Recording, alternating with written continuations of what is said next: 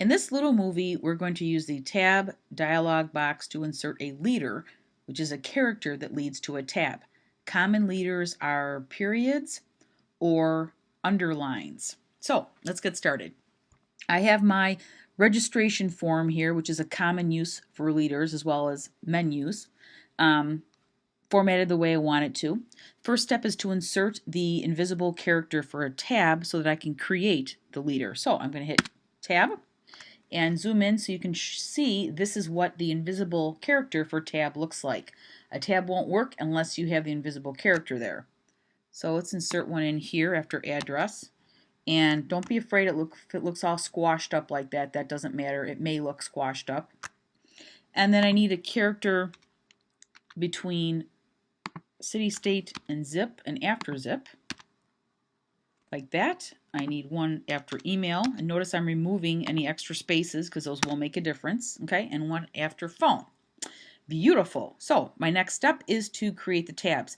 To create the tabs, it's so easy. I'm going to select all of these so that I apply the same tab to them and hit Shift-Command-T for the tab dialog box or go up under Type to Tabs. All right, let's take a look at this dialog box. This ruler right here is the length of your column. These up here are your individual choices for tabs. You have a left justified tab, a center justified tab, a right justified tab, and a align to decimal or other character tab. This is your field where you can put in a specific location for a tab, as long as it's selected here. And then here's your field for inserting your leader. So we're going to put in a right justified tab. I'm going to make sure that's selected. It is. And I'm simply going to click on the ruler, and I can move this back and forth, and I'm going to move it pretty close to the margin right here. And if I release it, you can see that its location is 21p5 or almost 21.5 picas. And this tab stop is actually highlighted. If I accidentally clicked here and I'm like, oh my gosh, I have two tabs here, just click and drag this one off. They're that easy to apply and delete. So I have my tab set stop, but I really want there to be a leader here. So I'm going to click on this tab stop again to highlight it. And there it's highlighted. And I'm going to go over to my leader field and I'm going to hit Shift hyphen. Now what I'm going to do is hit my tab key to apply that change. And there you go. When I click away, here is my leader going from my margin to the tab stop that I established right here. And the thing about using tabs for forms like this is that if I drag a rule over, you can see now, with the exception of that one line that says city, state, and zip, we'll fix that in a second, this enables us to have nice alignment, nice clean lines, and we know how retentive I am about things being organized on the right-hand side so your form doesn't look sloppy.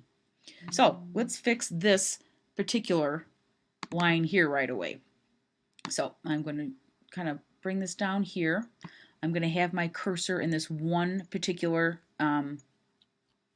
paragraph. So here's my paragraph. And it looks a little weird, but don't worry about that. I know I need two more tabs. So I'm going to click tab here.